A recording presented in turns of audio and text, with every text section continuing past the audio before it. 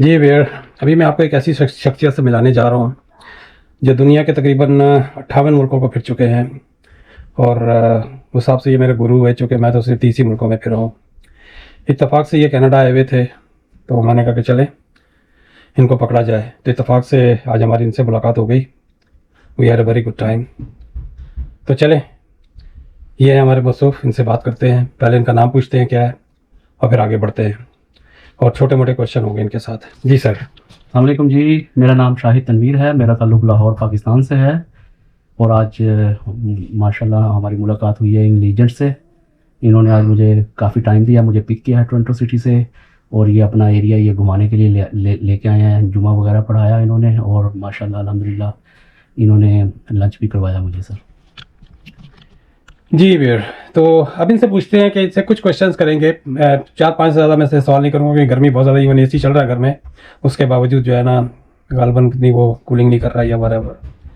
तो चले आगे बढ़ते हैं। पहली बात तो ये इनसे पूछेंगे कि इन्होंने कल ब्रॉड पे कुछ जिक्र कर रहे थे कि इनको वीज़े वगैरह के बारे में तो बाद में पूछेंगे, क्योंकि ये उन लोगों में से हैं जो हिम्मत नहीं हारते। और अगर 5 दफ़ा 7 दफ़ा 8 दफ़ा यही बताएंगे जब इनसे बात करेंगे कि वीज़ा रिफ्यूज़ होने के बावजूद भी इन्होंने मुख्तलिफ मुल्कों का इन्होंने कई दफ़ा ट्राई किया। तो पहले थोड़ी सी अपनी रिफ्यूज़ल्स की कहानी बताइए और कैसे उसके ऊपर आगे बढ़े आप। जी सर, अब सर मैं जी 9 टाइम्स रिफ्यूज़ हूँ शैनिगन से और 3 टाइम्स मुझे जर्मनी ने वीज़ा दिया उसके बावजूद, और 2 टाइम्स फर्दर उन्होंने मुझे जो है रिजेक्ट किया जर्मनी ने। और अल्हम्दुलिल्लाह अब मेरे पास नीदरलैंड का 1 ईयर्स का वीज़ा इस वक्त है। कनाडा ने मुझे 5 टाइम्स रिफ्यूज़ किया है और 6 टाइम उन्होंने मुझे 10 साल का वीज़ा दिया हुआ है। यूएसए का 1 टाइम मेरा रिफ्यूज़ल है, सेकंड टाइम मुझे यूएसए का वीज़ा मिला है। तो मैंने कभी भी ज़िंदगी में गिव अप नहीं किया, ट्राई और आज मेरे पास अल्हम्दुलिल्लाह सब मुल्कों के लॉन्ग टर्म वीज़ा है मेरे पास। अच्छा, इनसे मैं ये क्वेश्चन मैं ये करूँगा कि जब एक दफ़ा रिफ्यूज़ल लग के आ जाती है तो वो क्या इनका आगे तरीक़ाकार होता है, किस तरह उस रिफ्यूज़ल को ये उस नो को आसान लफ्ज़ों में कहूँगा यस में बदलते हैं? सर जो मेरे पास जो भी रिफ्यूज़ल्स आए वो सिर्फ मेरे सब के सब जो फाइनेंशियल टाई अप्स पे आए हैं। मेरा ये मानना है कि हमें वीज़ा लेना है किसी भी कंट्री का, और वीज़ा ऑफिसर का काम है हमारी फ़ाइल को स्टडी करना और डिसीजन लेना कि इसको ये वीज़े का एलिजिबल है या नहीं। अगर जो हम वीज़े के एलिजिबल होंगे तो वीज़ा हमें डेफिनेटली मिलेगा। और यही मेरी कहानी है कि मैंने हर वीज़ा रिफ्यूज़ल के बाद मैं सक्सीड हुआ हूँ।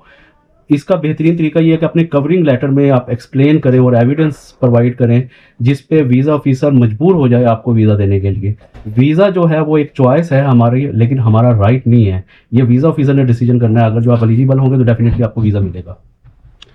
जी बिल्कुल, इन्होंने सही कहा है कि वीज़ा जो है, जैसे ड्राइविंग लाइसेंस जो है वो आपका प्रिविलेज होता है, राइट नहीं होता। इसी तरह वीज़ा भी है, कोई भी कंट्री जो है आपको एज ए प्रिविलेज तो आपको दे सकता है, लेकिन वो आपको एज ए राइट आपका नहीं बनता है। मैं अब इनसे क्वेश्चन करूंगा कि जब वो रिफ्यूज़ल आता है तो कोई चीज़ वो चेंज करते हैं, बल्कि ये बता चुके हैं कवरिंग लेटर के बाद। तो वीर, इसमें एक जो सबसे अच्छी बात पता लगी कि मेन चीज़ जो है ना वो आपका कवरिंग लेटर है। अब इनसे क्वेश्चन मैं करता हूँ कि जब ये इस दफ़ा उस वक्त ये ब्रॉड में बैठे हुए थे, तो उस वक्त जिसकी वजह से मैं बड़ा इंटरेस्टेड हुआ कि इनका एक रिफ्यूज़ल, आई मीन इनको जब इनको एंट्री हुई यूएसए में, तो इनको इमिग्रेशन पे यूएसए और कनाडा अराइवल के वक्त, पोर्ट ऑफ एंट्री के वक्त, इनको इमिग्रेशन ऑफिसर्स ने किस किस तरह के क्वेश्चंस किए? जी सर, इस दफ़ा मैंने डिसाइड किया शिकागो लैंड करने के लिए। शिकागो में थर्ड टाइम, सॉरी यूएस में मेरी एंट्री थी थर्ड टाइम, शिकागो में आया हूँ फर्स्ट टाइम। वीज़ा ऑफिसर ने मुझे मार्क किया सेकेंडरी इंस्पेक्शंस के लिए। वो मुझे एक बिल्डिंग में ले गए जहाँ पे और लोग भी नेशनलिटीज़ के थे, इंडियंस थे, पाकिस्तानी थे, बांग्लादेशी थे, अरेबिक पीपल्स थे। Fortunately immediate visa immigration officer ने मुझे कॉल किया और एक छोटे कमरे में ले गए। सर मेरे लिए बहुत डिफ़िकल्ट टाइम था। फर्स्ट टाइम मैंने उनकी ये इंटेरोगेशंस फेस किए। सर 1 घंटा उन लोगों ने मुझे इतना इंटेरोगेट किया, वो क्वेश्चंस पूछे मैं आपको बता नहीं सकता। उन्होंने मेरे फैमिली टाई अप्स, उन्होंने मेरे फ्रेंड्स पे बहुत ज़्यादा क्वेश्चंस किए, मेरी टिकट्स के ऊपर बहुत ज़्यादा क्वेश्चंस किए। मेरी टिकट क्योंकि 15 डेज़ पहले मैंने परचेज़ की थी, उस पर बहुत ज़्यादा क्वेश्चंस किए। मेरे फ्रेंड्स के नंबर लिए, मैं जिनके साथ रहता था उन्होंने फ़ोन नंबर लिए, उनके नाम लिखे उन्होंने। उसके बाद उन्होंने मेरे वाइफ के नंबर लिए, मेरे इमीडिएट बॉस के नंबर लिए, और हर एंगल से मुझे वो क्वेश्चंस किए। आज तक ये क्वेश्चंस मुझसे किसी ने नहीं किए। और आफ्टर 60 मिनट्स के बाद उन लोगों ने मुझे रिलीज़ किया और मेरे साथ बाहर आई वो लेडी। उन्होंने कहा कि अपना लगेज उठाएं। मैंने, क्योंकि मेरा लगेज नहीं, मैं सिर्फ सोलो ट्रैवलर हूँ और बैकपैक के साथ ट्रैवल करता हूँ, तो वो बड़ी सरप्राइज़ हुई। फिर मुझसे क्वेश्चनिंग शुरू की कि आप लगेज क्यों नहीं लेके आए। मैंने कहा जी मैं सिर्फ 4 डेज़ के लिए आया हूँ, तो मैं तो हमेशा बैकपैक के साथ ट्रैवल करता हूँ। फिर उन्होंने मुझे रिलीज़ किया और वेलकम टू न्यूयॉर्क बोला और मुझे रिलीज़ किया। देन मैं आया। वो ये जो दिन था ये मेरे लिए बहुत डिफ़िकल्ट था और बहुत ज़्यादा कन्फ्यूजन थी उस दिन में। अच्छा, इसी में मैं आपकी बात काट रहा हूँ। शिकागो के बारे में, टोरंटो के बारे में बताइए। टोरंटो में अराइवल जो हुआ तो वहाँ पर क्या था इनकी? सर फिर टोरंटो में मैं जब मैं टोरंटो शिकागो से मूव हुआ तो मुझे ये लगता था कि मुझे इतने ज़्यादा क्वेश्चन नहीं किए जाएंगे। इन्होंने भी 45 मिनट्स मेरे पे जो हैं सर्व किए, लेकिन ये इधर एक डिफरेंट एक्सपीरियंस था। इसमें मैं अंडर प्रेशर नहीं आया। इसमें जो फ्रेंडली माहौल थी, लेडी जो थी वो बड़ी फ्रेंडली थी। इधर इन्होंने मुझे फोकस किया सेम पीएनआर की टिकट के ऊपर कि ये पीएनआर सेम नहीं है, क्योंकि मेरी सेम पीएनआर शिकागो तक थी अप एंड डाउन, और जब कनाडा की थी वो मेरी डिफरेंट पीएनआर थी। ये इस लेडी ने जो फोकस किया कि मेरे टिकट पे 2/25 kg के 2 लगेज थे। वो बोलती है कि जी ये लगेज आपके किधर हैं, तो डेफिनेटली मैंने उनको एक्सप्लेन किया कि ये टिकट में मुझे एलोकेट हुए थे लेकिन मैंने यूटिलाइज़ नहीं किए। इन्होंने मुझसे फैमिली के ज़्यादा क्वेश्चंस किए कि आपकी फैमिली क्यों नहीं आपके साथ सफ़र किया, क्या वजह है। तो डेफिनेटली मैंने बोला कि मेरी पूरी फैमिली के वीज़े नहीं है, जिसकी वजह से वो ट्रैवल नहीं कर सके मेरे साथ। अगर जो वो आप लोग वीज़ा देंगे तो डेफिनेटली वो भी मेरे साथ ट्रैवल करेंगे। तो एंट्री जो है, वीज़ा लेना कोई इतनी बड़ी बात नहीं मेरे हिसाब से, लेकिन एक एंट्री बहुत बड़ा क्वेश्चन है।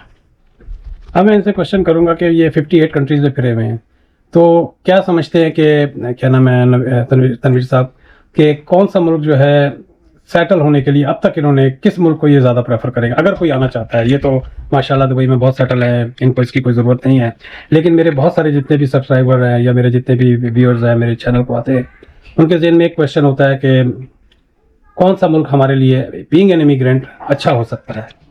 जी सर, ड्यूरिंग माय एक्सपीरियंस जो है मैं प्रेफर करूंगा ऑस्ट्रेलिया।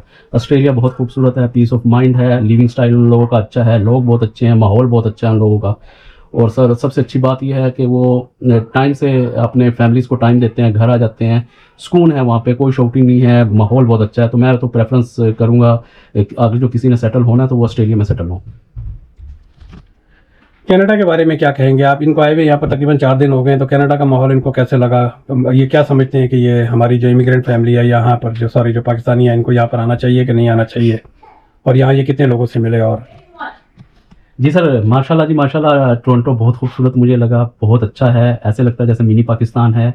सर टोरंटो में पढ़े लिखे लोगों की बहुत अच्छी जगह है, बगैर किसी हैज़ल के वो लोग यहाँ पे स्कोर बेस पे शिफ्ट हो सकते हैं, और मेरा ख्याल है पढ़े लिखे लोगों को आना चाहिए। यहाँ पे ऐसे ऐसे लोगों से मुलाकात हुई जिन्होंने यहाँ पे 40-40 साल गुजारे, और वो लोग जो ऐसे हैं जो PIA से रिटायर हो, PIA में होते हुए ट्रांसफ़र हुए, कोई नादरा से ट्रांसफ़र हुआ, और सब लोग सर वेल सेटल्ड है। पाकिस्तानी कम्युनिटी बहुत अच्छी है, बहुत मोहब्बत करने वाली है, तो टोरंटो बहुत अच्छा लगा सर। मैं एक क्वेश्चन यहाँ से करूँगा, इनको हो सकता है इसका ज़्यादा, क्योंकि इनको ज़्यादा दिन नहीं हुए यहाँ पर, लेकिन फिर भी इन्होंने थोड़ा बहुत अंदाज़ा लगा लिया। क्या आप समझते हैं कि यहाँ पर पॉलिटिकल असाइलम या विजिट वीज़े पे यहाँ पर आना चाहिए? क्या चांसेस हैं? मैं इनके तासुरात दूंगा, मुझे तो काफ़ी बातें पता है, लेकिन मैं इनके तासुरात दूंगा। यकीनी बात ये यहाँ पर 2-4 लोगों से ज़रूर मिले होंगे, तो सर आपके क्या तासुरात है इसके बारे में? सर अगर जो मैं तो 2 लफ्ज़ों में कहूँगा, असाइलम की तरफ तो हमें आना ही नहीं चाहिए। कोई फ्यूचर नहीं है, जलालत के अलावा, रसवाई के अलावा कुछ नहीं है यहाँ पे। अभी तो इन्होंने बहुत ज़्यादा सख्ती कर दी है। आगे ये गोल्डन ट्राई पे आपको ड्राइविंग लाइसेंस देते थे, 1 जुलाई से ये भी ख़त्म कर दिया है इन्होंने। सब वीक होल्स सब के सब बंद कर दिए हैं। मैं कभी भी किसी भी आदमी को ये मशवरा नहीं दूंगा कि वो असाइलम पे आके यहाँ पे असाइलम ले, क्योंकि ये एक बदनामगी का सबब बन रहा है पाकिस्तान के लिए। तो ये मैं तो कभी भी सजेस्ट नहीं करूँगा किसी को कि वो असाइलम बेस पे यहाँ पे आए कनाडा में। व्यूअर, इनसे मैं लास्ट क्वेश्चन करूँगा, फिर निकलेंगे, क्योंकि इनको काफ़ी दूर जाना है। वहाँ पर टोरंटो में मैं इनको छोड़ के आऊँगा। मैं इनसे पूछूंगा, ये जो 58 मुल्क फिरे हैं, इनके पास कौन सी चाबी है जो इतने इनको वीज़े लग जाते हैं? सर मैं बहुत क्रेज़ी हूँ, मेरी हॉबी है ट्रैवल करना, और अल्हम्दुलिल्लाह मैंने कभी आई नेवर गिव अप। मुझे घूमने का बहुत शौक़ है। इवंस मुझे जब भी चांस मिलता है, हॉलीडेज़ होती है, मैं कोई ना कहीं ये अपने हॉलीडेज स्पेंड करता हूँ, और मैं बड़ी बजट ट्रैवलिंग करता हूँ। ये जो टूर है इस वक्त करंट टूर है, ये मेरा लेस दैन 500 दिरहम के अंदर हुआ है, जो कंसिस्ट है कोई 7-8 डेज़ के ऊपर। तो मैं बड़ी आदमी, इन शॉर्ट जो नशेई आदमी होता है उसको नशा मिल ही जाता है, चाहे वो किसी भी हालात में हो। क्या आपने कहा 500 दिरहम? 5,000 दिरहम सर, अच्छा, 5,000 दिरहम। 5,000 दिरहम के अंदर ये बजट ठीक हो मेरा 2 मुल्कों का विजिट हुआ है। और मैंने हॉस्टल में मैं रहता हूँ, खाना वगैरह बनाने की फैसिलिटी, कपड़े धोने की फैसिलिटी आपको मिल जाती है वहाँ पे। तो सर जिस आपने वीजे की कुंडी नहीं बताई कि वीजे कैसे मिलते हैं? सर ये प्रोफाइल पे है सर, आपको प्रोफाइल, अगर जो आप जेन्युइन टूरिस्ट हैं आपको वीज़ा लाजमी मिलेगा और ज़रूर मिलेगा आपको वीज़ा। और मैं किसी भी खुद अपनी फाइल्स अपनी प्रिपेयर करता हूँ, और अल्हम्दुलिल्लाह मुझे कभी भी कहीं भी परेशानी नहीं हुई वीज़ा लेने के लिए। चलें वियर, मैंने एक छोटा सा इनके साथ क्वेश्चन आंसर बहुत थे, लेकिन वीडियो भी लंबी हो जाती है और अब ये कल चले जाएंगे। Wish him all the way, wish him good success and he should have a good trip back home. तो चलें वियर, मिलते हैं एक ब्रेक के बाद। Like always request, subscribe my channel. मिलते हैं एक ब्रेक के बाद।